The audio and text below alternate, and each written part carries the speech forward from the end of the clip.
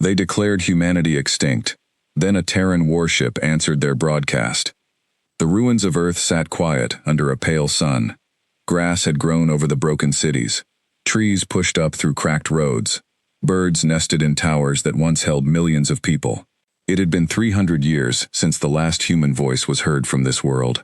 Now, ships from many alien worlds floated above it, watching, recording, and waiting for a ceremony that would close the book on the human race forever. The ships belonged to the Concord of Free Worlds, a union of many species that had grown strong after humanity vanished. There were the Dorun, tall and gray-skinned, with slow, careful voices.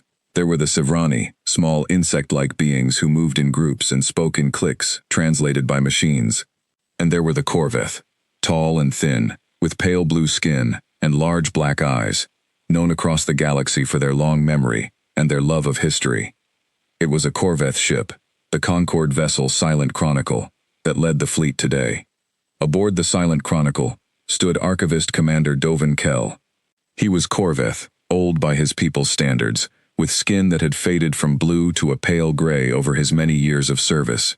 He had spent his whole life studying dead civilizations. He had walked through the bones of 100 fallen empires. But nothing had ever felt as strange to him as standing above the ruins of Earth, preparing to make it official. Humanity was gone. "Commander," said a voice behind him. It was his assistant, a young Corveth named Sela Vray.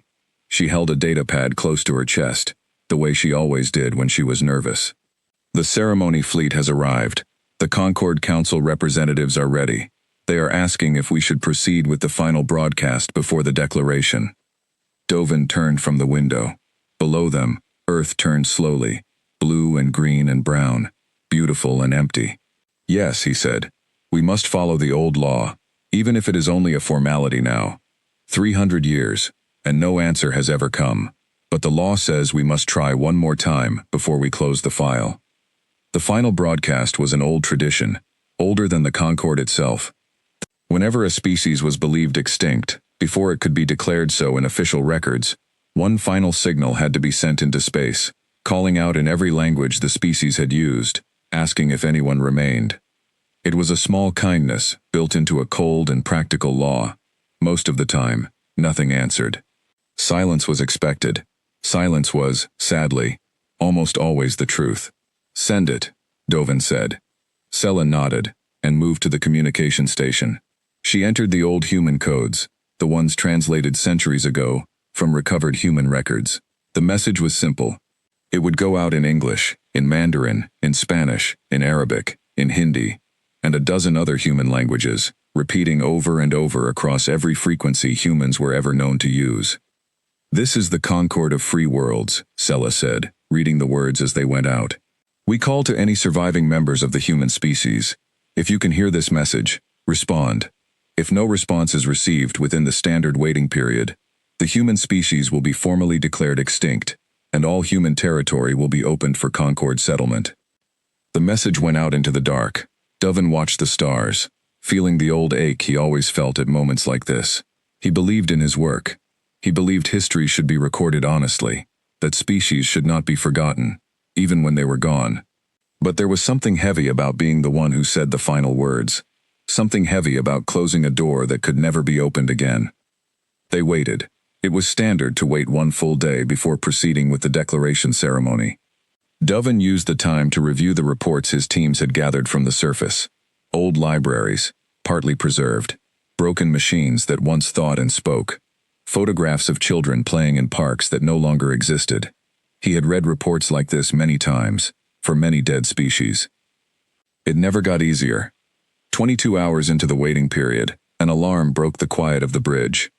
"Commander," Sela's voice cracked with something Dovin had never heard from her before. Fear, maybe, or disbelief.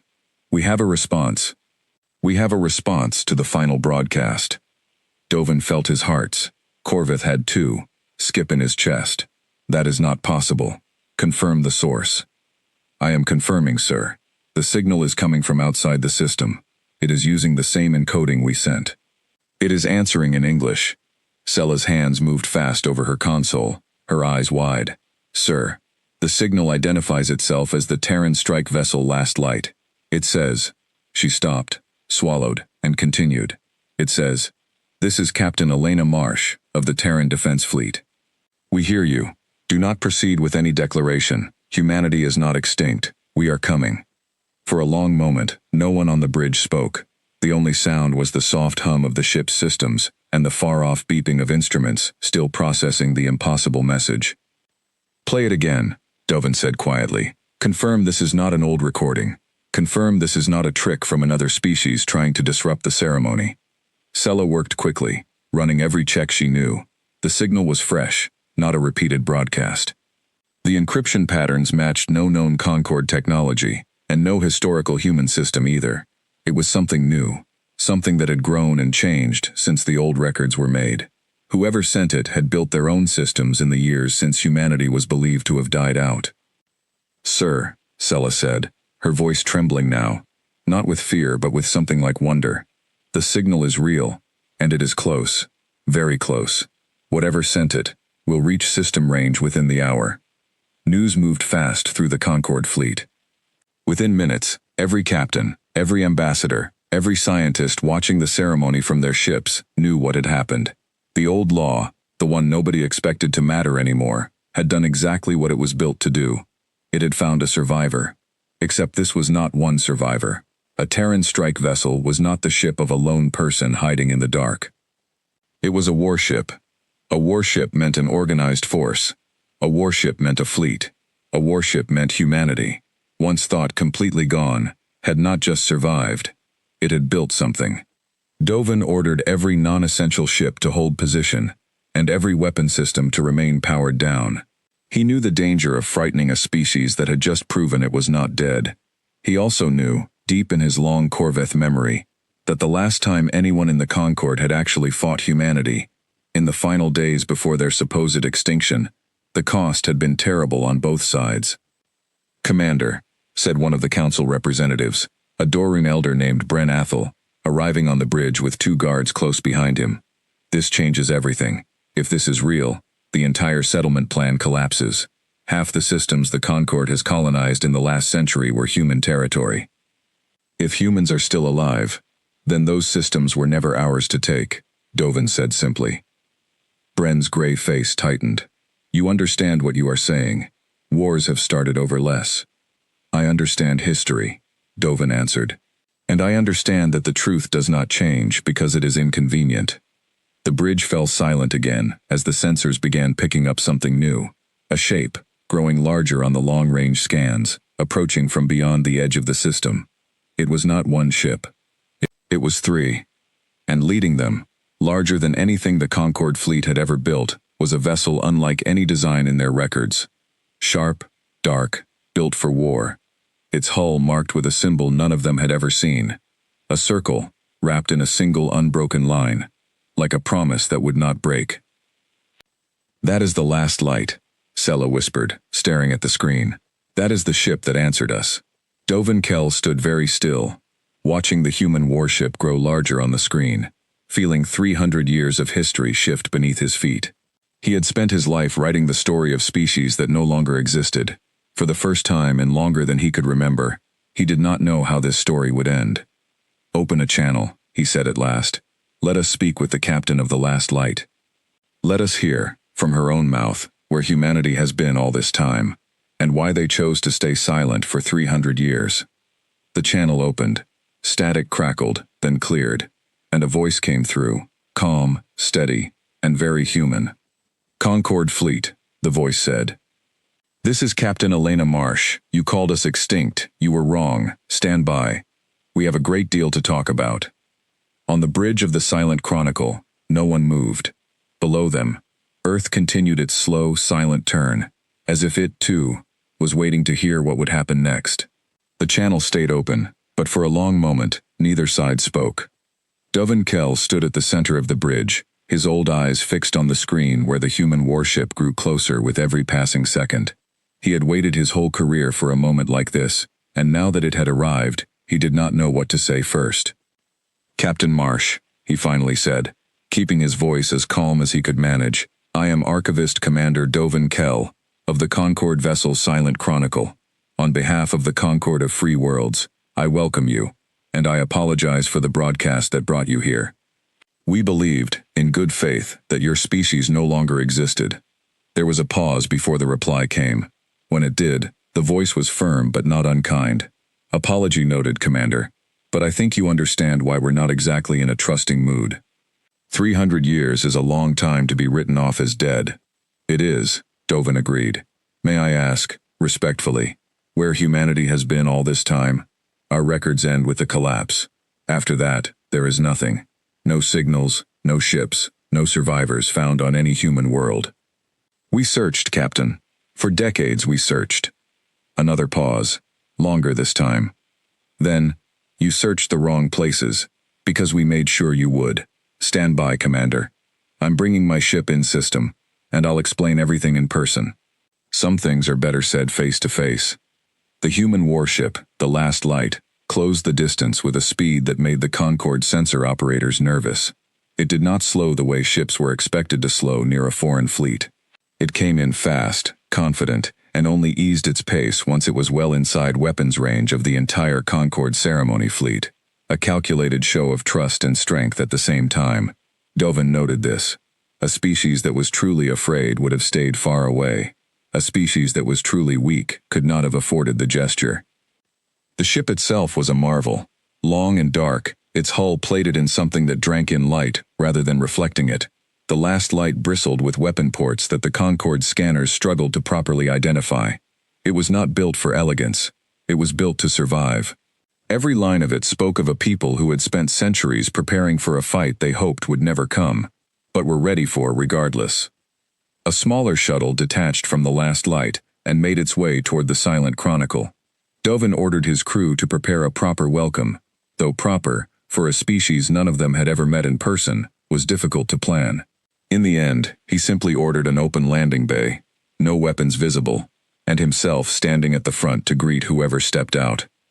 When the shuttle doors opened, the woman who walked out was not what Dovin expected, though he could not have said exactly what he had expected instead.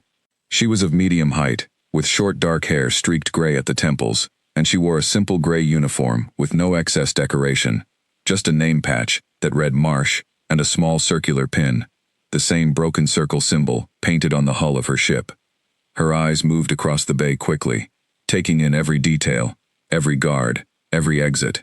She did not look afraid. She looked like someone who had walked into 100 unknown rooms before and always come out again.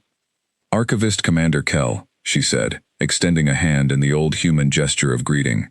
Dovin had read about it in his research, but never had cause to use it. He took her hand carefully, matching her grip. Captain Elena Marsh, Terran Defense Fleet, commanding the TSV Last Light. Captain Marsh, Dovin said, thank you for coming aboard. I confess, in 300 years, I never expected to shake a human hand. A faint, tired smile crossed her face. Neither did I expect to be shaking one of yours. Shall we talk? They moved to a private meeting room, away from the ceremony fleet's cameras, and away from Bren Athel, who had wanted to attend, but was firmly, if politely, asked to wait outside by Dovin himself. This conversation, Dovin felt, needed to happen without a room full of politicians watching every word. Once seated, Elena Marsh began, without waiting to be asked. You want to know where we've been? I'll tell you, but you need to understand something first. What happened to us wasn't an accident, and it wasn't a disaster we barely survived by luck. It was a choice. Dovin leaned forward. A choice to disappear. A choice to disappear, Elena confirmed. 300 years ago, humanity was not dying from disease or war with your Concorde, like some of your old records probably guessed. We were being hunted, not by any species you know, by something else. Something that came from outside charted space. Something that found our worlds and began wiping them out, one colony at a time, with no warning and no mercy. We fought back as hard as we could. We lost badly. Within 20 years, half our worlds were gone. Dovin felt a chill run through him. His research had never uncovered any hint of a third party, any enemy beyond simple internal collapse. We found no evidence of an outside attacker. Our surveys of your abandoned worlds showed no unusual damage, no unknown weapon signatures. Because we didn't let you find any, Elena said. Our high command made a decision.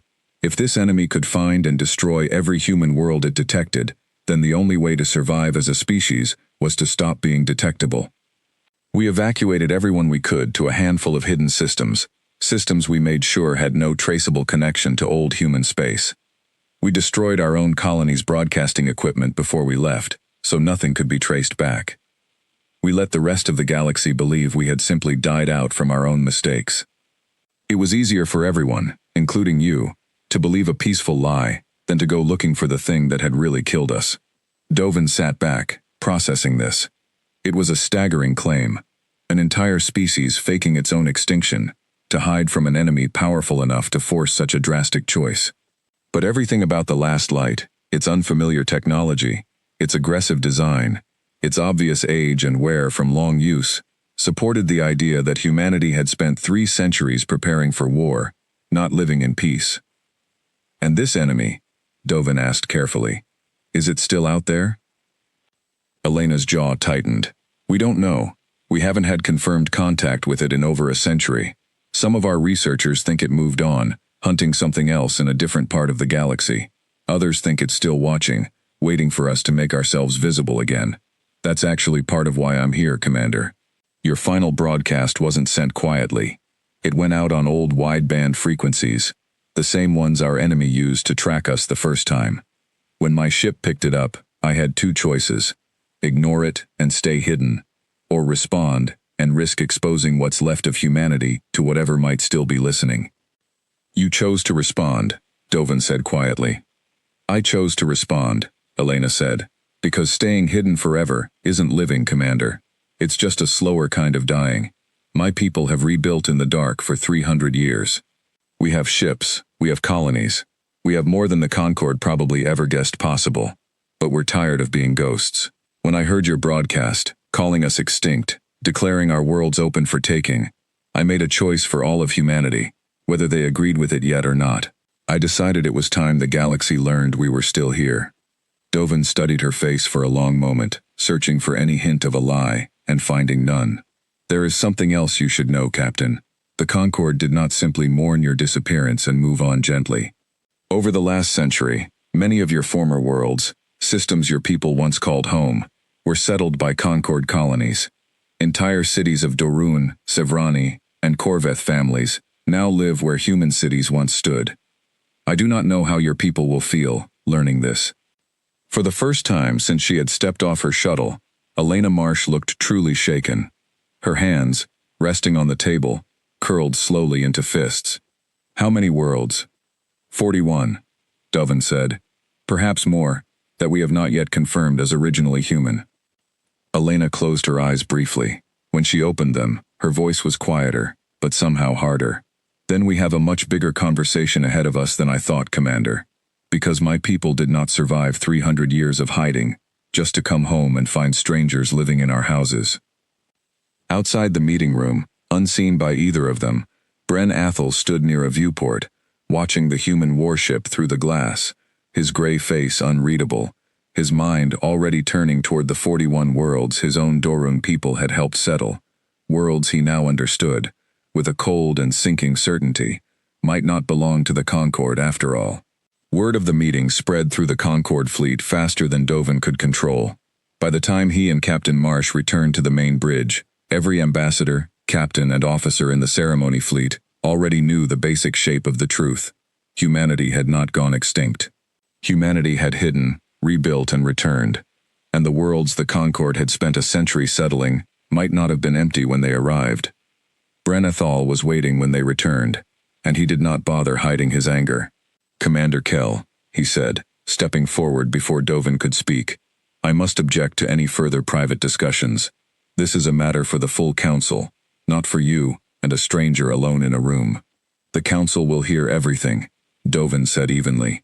But I will not have Captain Marsh interrogated by 200 nervous politicians before she has even finished explaining what happened to her people. Some patience is owed here, Bren. Patience, Bren repeated, his voice rising. Commander, do you understand what you are suggesting? If what she says is true, the Doru and Homestead worlds in the Kesh cluster, 3 of them, were originally human colonies. My own granddaughter was born on one of those worlds. Are you telling me she must now leave her home because humans have decided, after 300 years, that they want it back?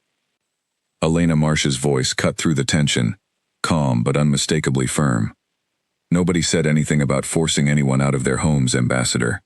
I came here to make first contact, not to declare a war over real estate. But you should understand something too. My people did not choose to leave those worlds. We were driven from them, hunted from them, by something none of you have ever had to fear.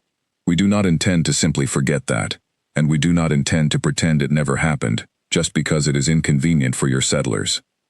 The bridge went quiet. Even Bren, red-faced with frustration, seemed to have no immediate answer. Dovin raised a hand before the argument could grow further. This is precisely why we must move slowly and carefully. Captain Marsh, would your government be willing to meet with the full Concord Council? Not today, not under threat, but through proper diplomatic channels, so that this can be resolved without anger driving the decisions? Elena considered this for a long moment before answering. That depends on what your Concord actually wants, Commander. Do you want to negotiate honestly, or do you want to stall until you've built enough ships to make sure this conversation ends the way you'd prefer?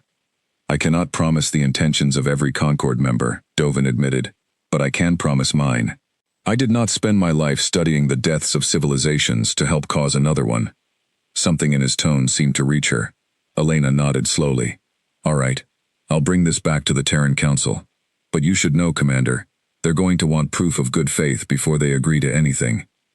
My people have spent 3 centuries assuming the rest of the galaxy would either fear us or try to erase what's left of us. Convincing them otherwise won't happen with words alone. What would convince them? Dovin asked. Elena thought for a moment. A pause, a real one. No new Concord settlements on any world confirmed as originally human, starting now, until a formal agreement is reached.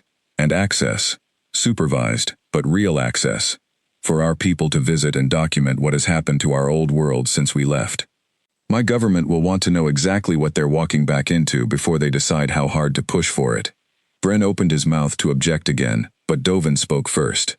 I will bring this proposal to the council myself, with my full recommendation to accept it. It is a small price for avoiding a war none of us can afford. For the first time since the crisis began, Elena Marsh looked something close to relieved. Then we have a starting point, Commander. I'll relay everything to my superiors. In the meantime, I'd like to send a small survey team down to the surface of Earth itself. My people haven't set foot on the homeworld in 300 years. I think it's time we did. Dovin granted the request without hesitation. It felt, to him, like the very least the Concord could offer. Over the following hours, the ceremony fleet that had gathered to declare humanity extinct transformed into something else entirely.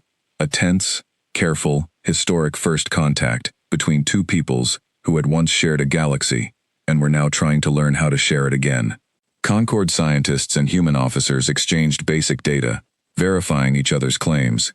Human engineers studied, with visible unease, the Concord settlements built from old human materials salvaged from abandoned cities.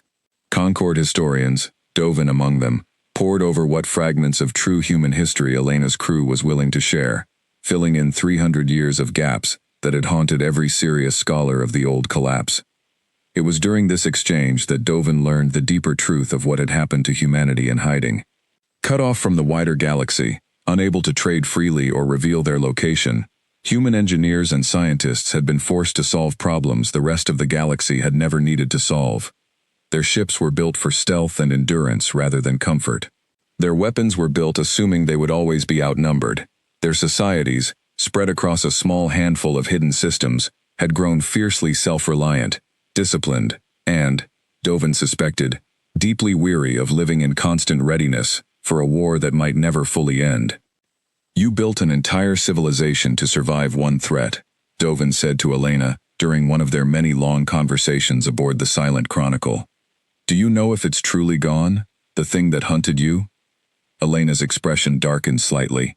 No, that's the honest answer.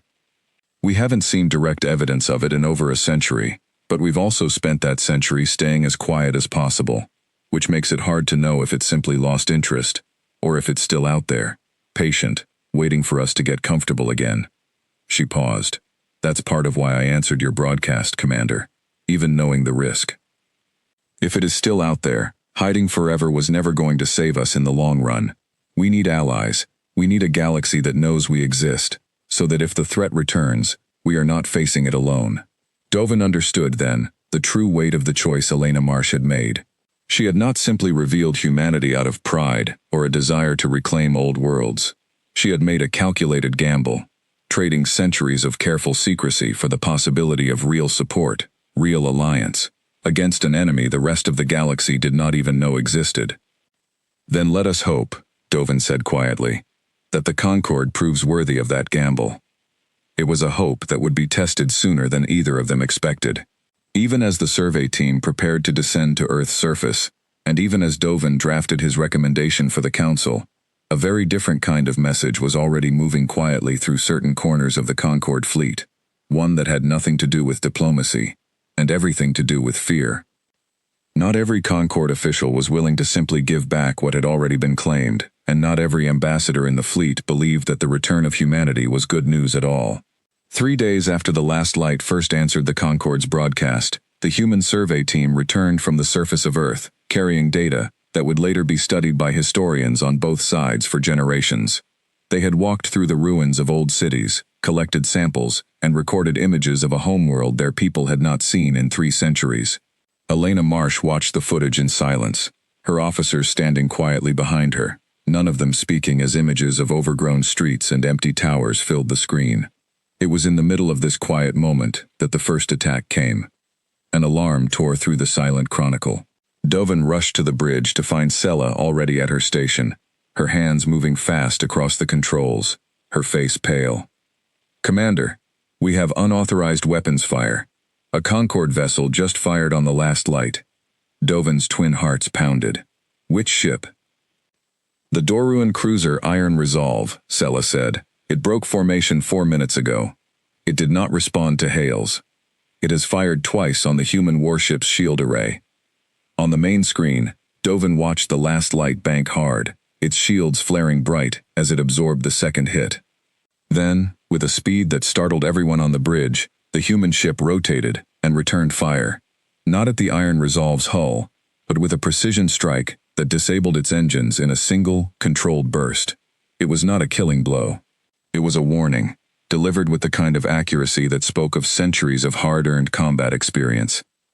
"Open a channel to the Iron Resolve immediately," Dovin ordered, "and get me Ambassador Bren Athel, now." It took only minutes to learn the truth, and it was worse than Dovin had feared. The Iron Resolve's captain, a Doruan officer named Fen Kalos, had acted on orders from a faction within the Doruan Settlement Council, officials who governed the very worlds in the Kesh cluster that Bren had spoken of earlier, worlds built from old human colonies. Rather than risk losing those worlds through diplomacy, this faction had decided to remove the threat before negotiations could even properly begin. If the last light could be destroyed quietly, they reasoned, the story of humanity's return could be buried along with it, and the ceremony fleet's official record could simply be corrected to confirm the extinction after all. It was, Dovin realized with disgust, a plan built entirely on the assumption that no one would ever learn the truth, the same kind of quiet, comfortable lie the Concord itself had almost told the galaxy by declaring humanity extinct in the first place. "They tried to erase us, again," Elena Marsh said grimly, her voice coming through the comm system as her crew worked to fully stabilize their shields. "Commander Kell, I want to believe you're different from the ones giving those orders.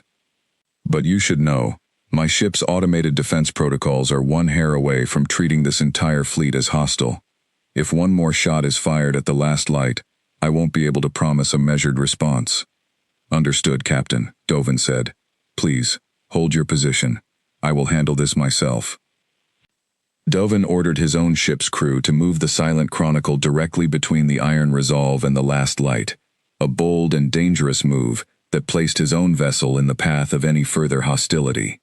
Then he opened a fleet-wide channel, his voice carrying across every Concord ship present. "This is Archivist Commander Dovin Kell. I am invoking Emergency Historical Protocol 7. Any further hostile action against the Terran vessel Last Light will be treated as a direct violation of Concord law, punishable by immediate removal of command and formal council tribunal. I do not care whose settlement rights are threatened by the truth. The truth does not stop being true, because it is dangerous to certain people's plans. The bridge was silent as his words spread through the fleet. Somewhere, Dovin knew, officials who had hoped to quietly bury this crisis were now realizing their plan had failed, and failed publicly, in front of every witness in the ceremony fleet. Bren Athel arrived on the bridge minutes later, out of breath, his gray face drawn with something between shame and fury. "Commander, I swear to you, I gave no such order. I did not know." "I believe you," Dovin said, cutting him off, though not unkindly. "But your council did not consult you, did they? Because they knew you would refuse." Bren said nothing, which was answer enough. "Captain Marsh," Dovin said, turning back to the main screen, "I offer my deepest apology, on behalf of the Concord, for this attack. It was not authorized by the full council, and the officers responsible will face consequences. I understand if this changes your trust in us. I would not blame you for withdrawing from these talks entirely." There was a long pause before Elena answered. When she did, her voice was tired, but steady. 300 years ago, Commander, my people learned the hard way that trusting the wrong voice can cost you everything. But I also learned, just now, watching you put your own ship between mine and theirs, that not every voice in this fleet is the same voice. That matters. It matters a lot." She paused. "I'm not walking away, Commander Kell, but I am telling my government to prepare for the possibility that this could still go very badly, and I'm requesting that any Concord officer or official found responsible for this attack be removed from these negotiations permanently. If we're going to build something real between our peoples, it cannot be built next to people who would rather see us erased." "That is more than fair," Dovin said. "I will see to it personally." Over the following hours, the fallout from the attack rippled through the Concord fleet. Fen Kalos was relieved of command and placed under arrest, and the Dorun Settlement Council members responsible for the order found themselves facing immediate suspension pending a full council investigation, a punishment that satisfied almost no one completely, but which at least demonstrated, publicly and undeniably, that the Concord was not willing to simply hide the truth a second time. It was Bren Athel, in the end, who did something Dovin had not expected. Standing before the assembled fleet in a recorded address, his voice heavy with emotion he rarely allowed himself to show, the old Dorun ambassador spoke directly to the human survivors listening from the last light. "I have lived on a world I believed was rightfully settled, rightfully earned, through generations of hard work by my own people," Bren said. "I did not know, until 3 days ago, that world had a history before us. A history that was taken, not given. I cannot undo what has already been built there, but I can promise you this: my voice, and my vote on the Concord Council, will stand for honesty in what comes next, not comfort. Your people deserve better than a second erasure. So does mine, if we are the kind of people who would allow it." It was not a perfect apology, and it would not undo the damage of the Iron Resolve's attack, or the deeper wound of the worlds already settled and built upon. But it was, Dovin thought, a beginning, an honest one, offered freely, without being forced. Aboard the last light, Elena Marsh watched the broadcast in silence. Her officers gathered around her. When it ended, she turned to her second-in-command, a weathered man named Commander Reyes Okafor, who had served with her since the earliest days of their long, quiet vigil in the dark. "What do you think?" she asked. Okafor considered the question carefully before answering. "I think, Captain, that 300 years of hiding taught us to expect the worst from everyone. Maybe it's time we let some of them prove us wrong."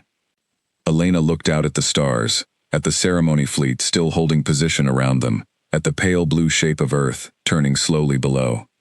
Somewhere out there, an ancient threat might still be watching, waiting, patient as it had always been.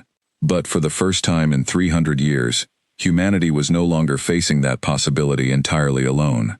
"Send word to the Terran Council," she said finally. "Tell them we're moving forward with formal contact. Tell them it's time to come home, carefully, and on our own terms, but home all the same." 6 months passed between the day the last light answered the Concord's broadcast and the day the first formal treaty was signed between the Terran Council and the Concord of Free Worlds. They were not easy months. Every step forward in the negotiations came with arguments, setbacks, and moments where the entire process nearly collapsed. But it did not collapse, and by the time the treaty was ready to be signed, both sides had learned something important about each other, and about themselves. Dovin Kell stood once again aboard the Silent Chronicle, now anchored in high orbit above Earth, alongside a growing fleet of both Concord and human vessels. So much had changed since the day he had prepared to read a final declaration of extinction into the historical record. The ceremony that day had been meant to close a story. Instead, it had opened one no one had expected. The treaty itself, after months of careful and sometimes painful negotiation, had settled on terms that satisfied no one completely, but that both sides could, in good conscience, accept. The 41 confirmed former human worlds would not be forcibly emptied of their current Concord populations. Instead, a shared governance system would be established on each world, giving returning human communities the right to resettle alongside existing residents, with joint councils overseeing land, resources, and historical sites. It was messy, complicated, and would likely cause friction for generations. But it was honest, and it avoided the far greater tragedy that had nearly begun with the Iron Resolve's attack. More importantly to Dovin, the treaty formally recognized humanity as a full member species of the Concord of Free Worlds, with all the rights and protections that came with that status, protections that included, at humanity's insistent request, a mutual defense clause. If the unknown enemy that had once hunted humanity ever returned, the entire Concord fleet would stand with them, rather than leave them to face it alone as they had 3 centuries before. "You look thoughtful, Commander," Elena Marsh said, stepping up beside him at the viewport. She wore a slightly different uniform now, marked with new insignia reflecting her promotion to liaison officer between the Terran fleet and the Concord Council, a role she had accepted reluctantly, insisting she was a soldier, not a diplomat, though Dovin privately thought she had turned out to be quite good at both. "I am remembering," Dovin said, "the day I stood in this exact place, preparing to declare your species gone forever. I have spent my whole life writing the histories of the dead. I did not expect, at my age, to help write the history of the returned instead." Elena allowed herself a small, genuine smile. "For what it's worth, Commander, I don't think my people would have trusted this treaty at all if it weren't for you. You could have followed the old law quietly, finished the ceremony, and let the galaxy go on believing we were dead. It would have been easier for everyone." "Easier," Dovin agreed, "but not honest. I told you once, Captain, I did not spend my life studying the deaths of civilizations to help cause another one. I meant that. I still do." Below them, Earth continued its slow turn, but it was no longer quite so silent. Human survey teams worked steadily across its surface now, restoring old records, documenting lost history, and slowly, carefully, beginning the long work of deciding which cities might one day be rebuilt, and which would be left as memorials to what had been lost. It would take generations to fully heal the wounds of the collapse, and longer still, to heal the deeper wounds of 3 centuries spent hiding in fear. But it was, at last, a beginning.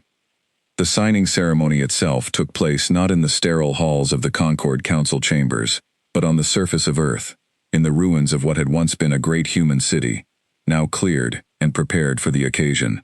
Representatives from every Concord species stood alongside Terran Council officials and fleet officers, human and alien leaders standing together on human soil for the first time in 300 years. Dovin was asked to speak at the ceremony, an honor he had not expected and almost declined, feeling that this moment belonged to humanity far more than to him.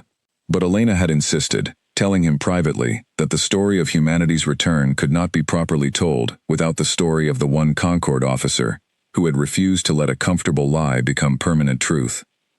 Standing before the gathered crowd, with Earth's pale sun setting behind him and the ruins of an ancient city stretching out on every side, Dovin Kell spoke plainly, in the simple, careful way he always did. 300 years ago, this world fell silent, and the galaxy assumed silence meant death. We were wrong. Silence, it turns out, can also mean survival. Quiet, painful, determined survival, carried on the shoulders of people who refused to disappear completely, even when disappearing seemed like the only way to live. Today, we do not gather to mourn an extinct species. We gather to welcome home one that never truly left. He paused, looking out over the crowd, human faces and alien faces together, watching him with an attention he had rarely commanded in all his years as an archivist. I have spent my life writing the endings of civilizations. Today, for the first time, I have had the honor of witnessing a beginning instead. Let this treaty stand, not only as an agreement between species, but as a promise that the mistake made here, the mistake of declaring a people gone before their story was truly finished, will never be repeated again, by the Concord or by any who come after us. The crowd's response was quiet at first, then grew. Not the loud cheering of celebration, but something steadier, more solemn, the kind of sound made by people who understood the true weight of what had just been avoided, and what had just been gained. Elena Marsh, standing near the front of the human delegation, caught Dovin's eye across the gathered crowd, and gave him a small, respectful nod, one soldier's gesture of gratitude to an old scholar who had chosen honesty over comfort, when it would have been far easier not to.